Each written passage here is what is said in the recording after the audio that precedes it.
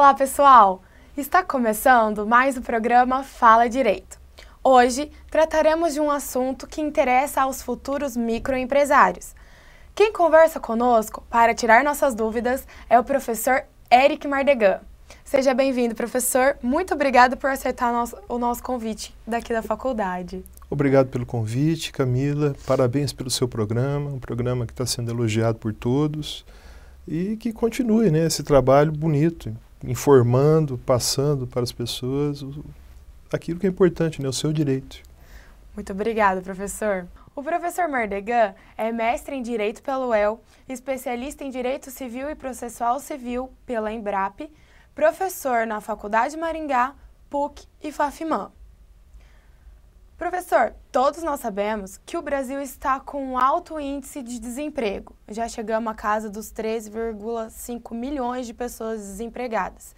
Diante disso, uma alternativa para que as pessoas consigam se manter é montar uma empresa.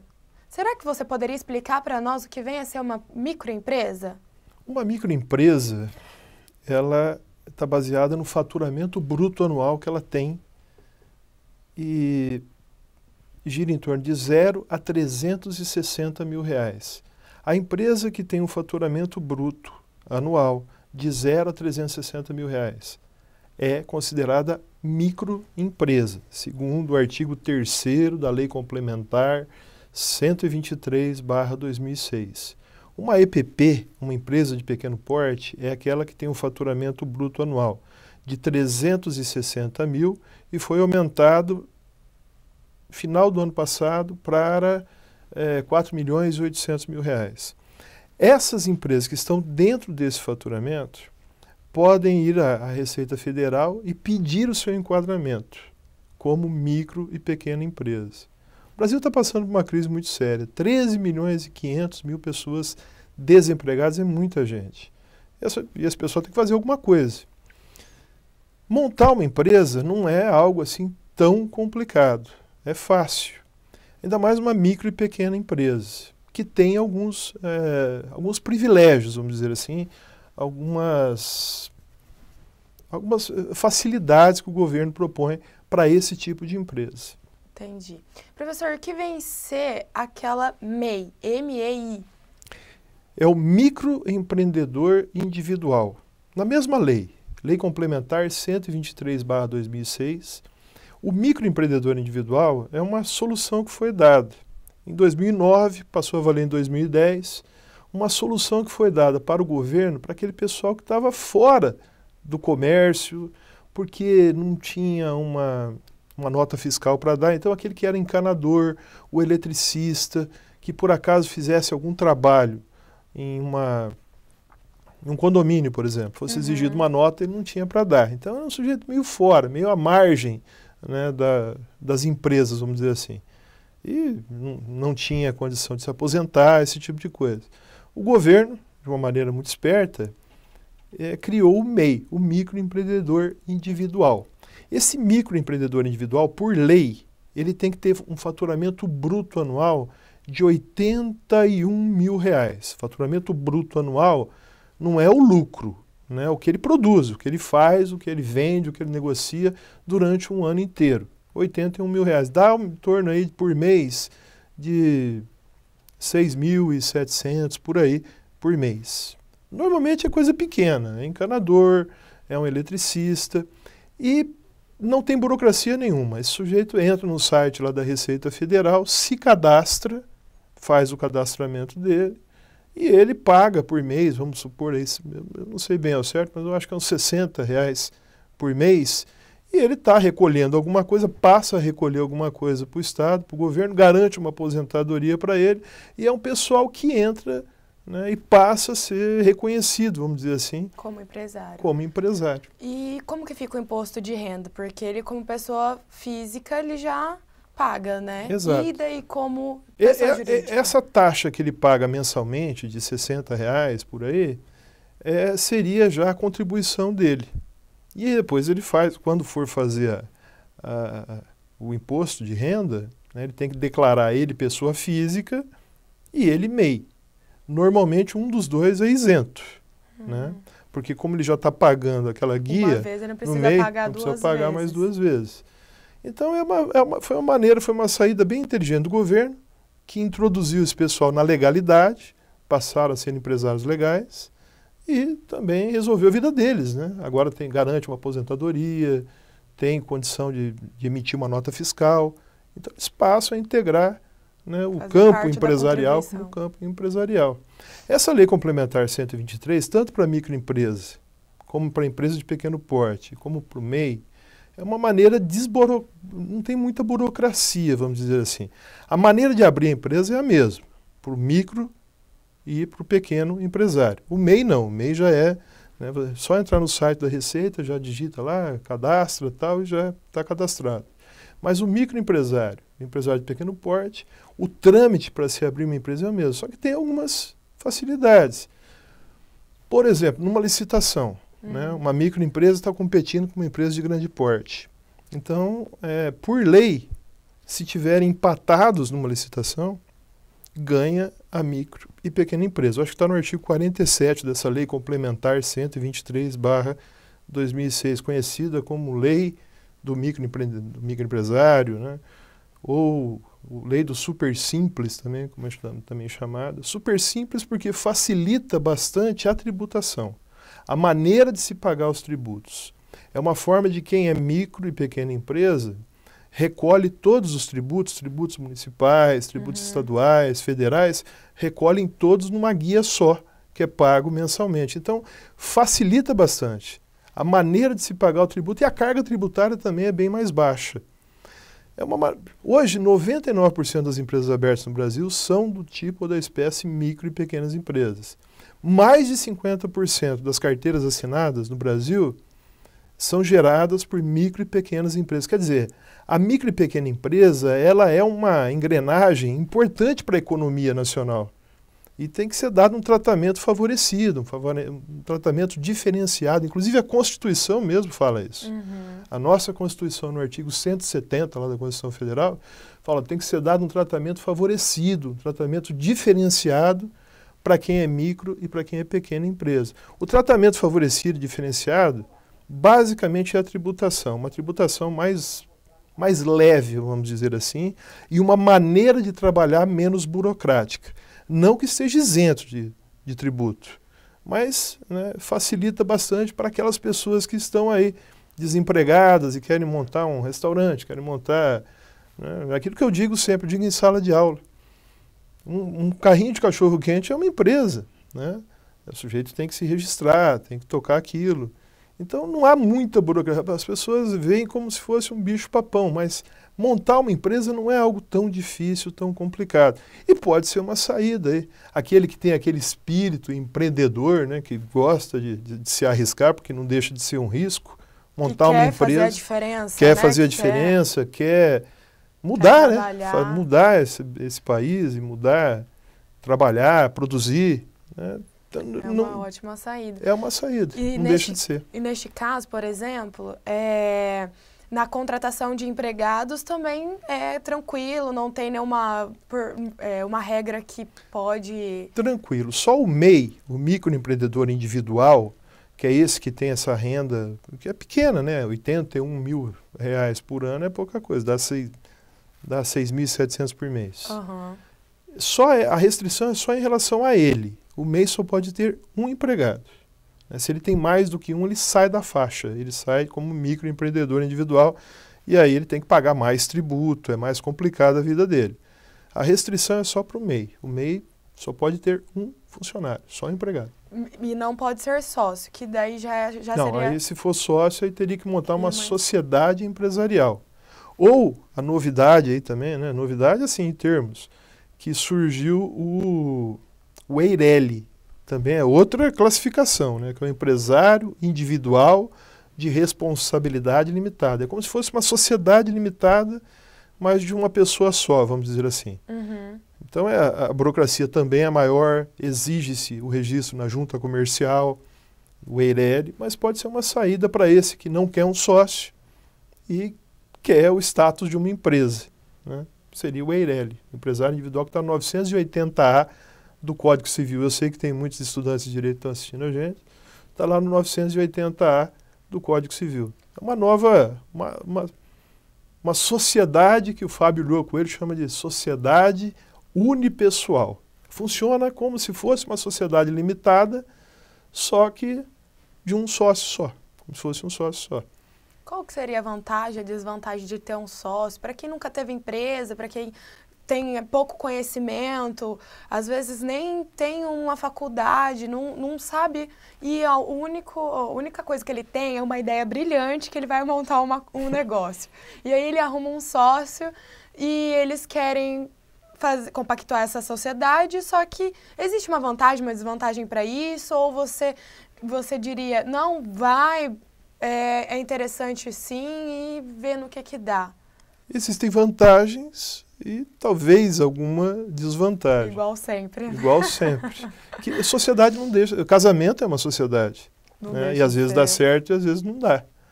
Agora, a grande vantagem de você montar uma sociedade é a criação da personalidade jurídica, da pessoa jurídica. A pessoa jurídica é uma coisa, a pessoa física é outra. Então, os sócios de uma sociedade são pessoas físicas que criam uma empresa que passa a ser uma pessoa jurídica. A pessoa jurídica é titular de direitos e obrigações como se fosse uma pessoa física. Uma pessoa jurídica pode abrir uma conta no banco, uma pessoa jurídica compra e vende, uma pessoa jurídica pode fazer parte tanto do polo passivo de uma ação, sofrer uma ação, como pode estar no polo ativo de uma ação, ajuizar uma ação. Quer dizer, você ter um sócio, a principal vantagem é essa, você constituir uma personalidade jurídica. O Eireli faz isso. O Eireli, o empresário individual de responsabilidade limitada, é uma pessoa jurídica. Pessoa jurídica, a grande vantagem, olha, tem um capital, tem um patrimônio que é da pessoa jurídica, e tem um patrimônio que é dos sócios. Então, uma dívida, quando existe uma dívida da pessoa jurídica, quem tem que arcar com essa conta é a pessoa jurídica. Então, eu tenho uma dívida para receber da sua empresa. Né? Você e a nossa produtora são as sócias dessa sociedade. Entendi. Vocês criaram uma pessoa jurídica. Então, eu preciso executar a pessoa jurídica e tentar penhorar os bens da pessoa jurídica. Né? O computador, o carro, se estiver no nome da pessoa jurídica, é isso que eu vou penhorar primeiro, porque a dívida é dela, da pessoa jurídica. Não tendo bens e não tendo patrimônio, né, aí passa a uma outra coisa, vamos dizer assim, que seria a desconsideração da personalidade jurídica para tentar alcançar o sócio. Então, a grande vantagem de você ter uma sociedade ou você montar o Eireli, empresário individual de responsabilidade limitada, é essa, você constituir uma pessoa jurídica. Ela nasce com o registro, no nosso caso aqui, o registro na junta comercial. Registrou, nasceu a pessoa jurídica, ela tem um patrimônio, ela tem bens, né, e o que vai ser penhorado são os bens e o patrimônio da pessoa jurídica, primeiro. Né? Então, os sócios, só se eles agirem com uma má fé, né, ou for comprovado, né, abusando dessa pessoa jurídica, podem ser alcançados. Então, aí haveria a desconsideração da personalidade jurídica. A vantagem de ter uma sociedade também é que eu posso estar num lugar pagando uma conta, o meu sócio está lá no escritório trabalhando. Quer dizer, ajuda, né, mas se tiver também um bom relacionamento. Acontece muito de sociedade não dar certo, né, de você não se dar com seu sócio. Eu brinco sempre, né, que eu advogo para empresa e para sócios. Quando começa a entrar muito dinheiro na parada, no negócio, né, sempre tem briga, sempre tem confusão, discussão. E, como eu falei, não deixa de ser um casamento. Quando a coisa começa a não dar mais certo, você não pode mais ver o sócio na frente, o sócio entra uma porta, você sai pela outra. Quer dizer, quebra-se aquilo que a gente fala em latim, né, que é essa linguagem do direito nossa, quebra-se aquilo que a gente chama de affectio societatis. A vontade de ficar junto, né? Aí não tem mais jeito, aí tem que haver a dissolução da sociedade, que é um processo também, um processo bem complicado, assim como um divórcio também. Né? Mas sociedade é bom, mas pode ser ruim. E, no caso da sociedade anônima, também tem o mesmo processo ou é um Sociedade pouco diferente? anônima é um pouco mais assim complicado, tanto para você montar ela, para você abrir ela, quanto para você tocar ela. É um tipo de sociedade empresarial que ela protege muito o patrimônio particular do acionista. Acionista é aquele que é sócio. Pouca gente sabe, mas foi uma das primeiras sociedades empresariais que surgiram na face da Terra. A Companhia das Índias Orientais, né, e Ocidentais. Era o governo holandês. Isso eu estou falando por volta de 1600, 1630. Então, qual que era o grande negócio daquela época, em 1600? A navegação. A navegação, isso que eu ia falar. Vários navios saíam da Europa, iam para a Índia, China, vocês devem ter ouvido isso nas aulas de história, compravam cedo, especiarias, voltavam para a Europa, vendiam e tinham um lucro absurdo.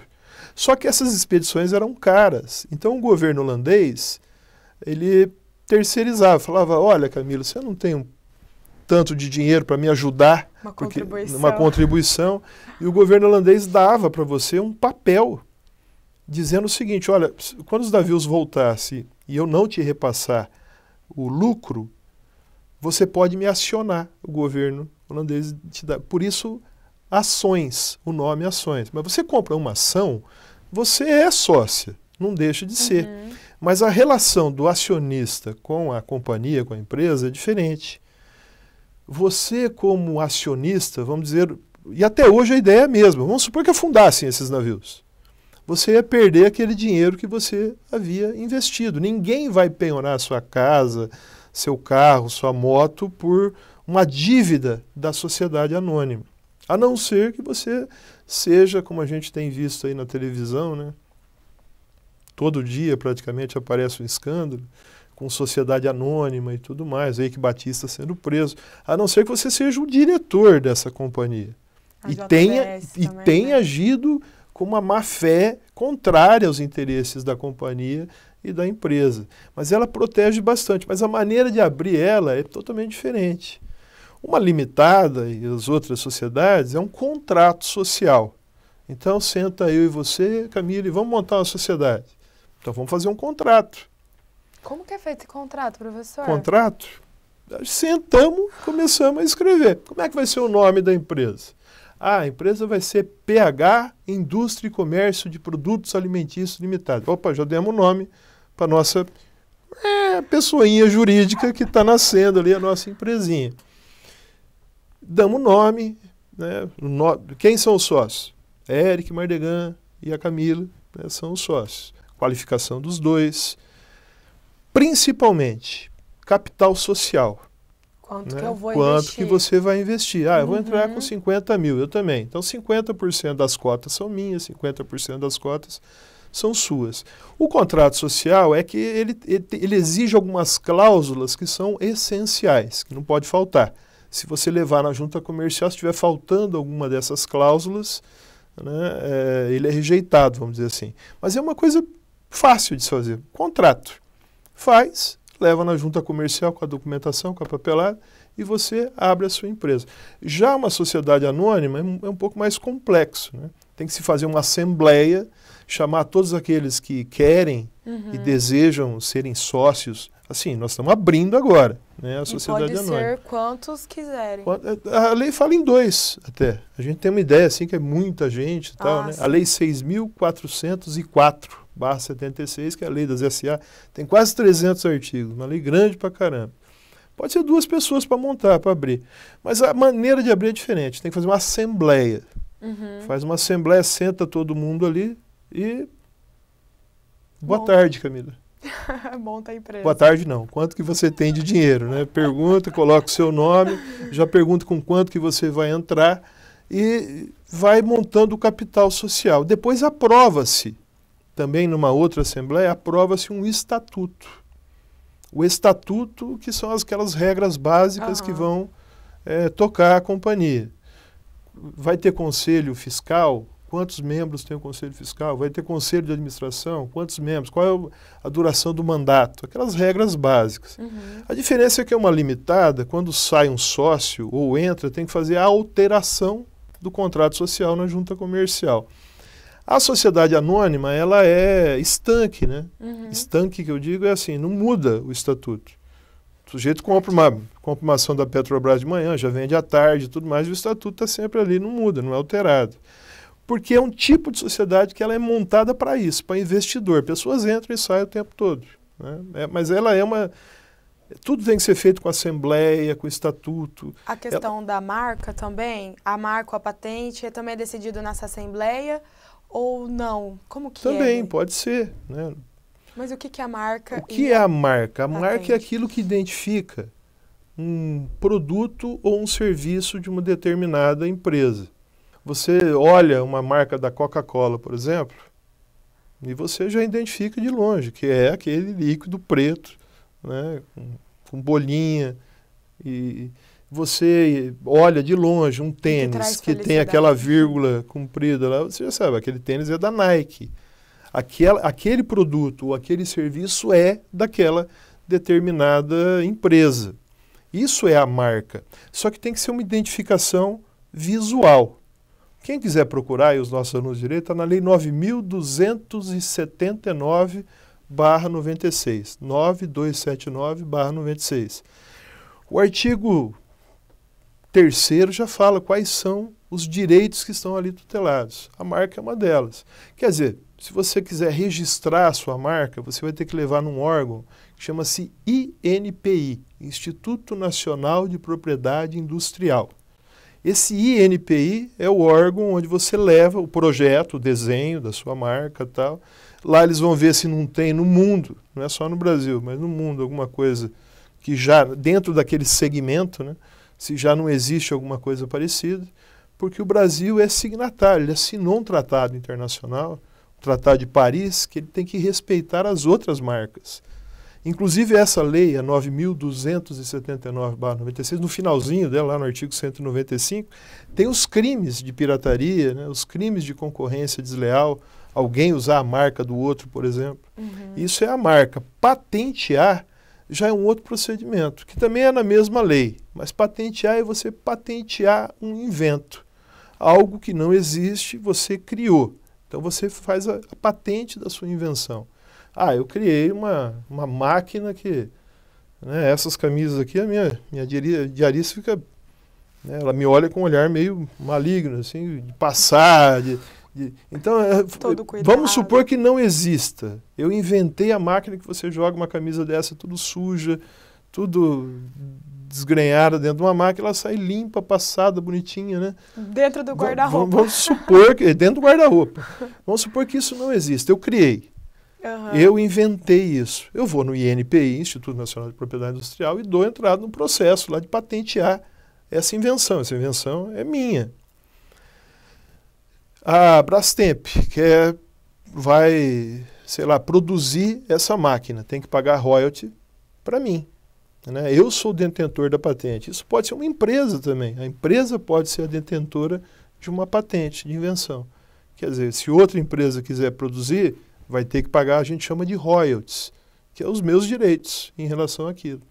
Então, a marca é a identificação visual daquele produto ou daquele serviço. Olha, aquela marca é daquela empresa, né? Você batia o olho naquela marcazinha, Mercedes. Não tem jeito de não falar de marca, falar de marcas famosas aqui, marcas que todo mundo conhece, a Nike, a Coca-Cola, a Mercedes.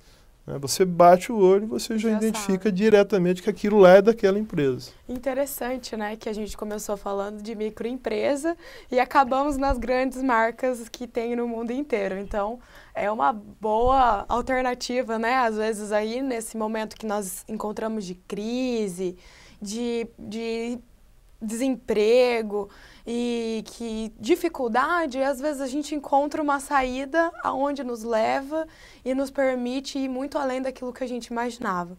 Professor, você é muito sensacional. Agradeço de verdade a sua presença, pelo convite que você aceitou, de vir aqui nos enaltecer com a sua sabedoria.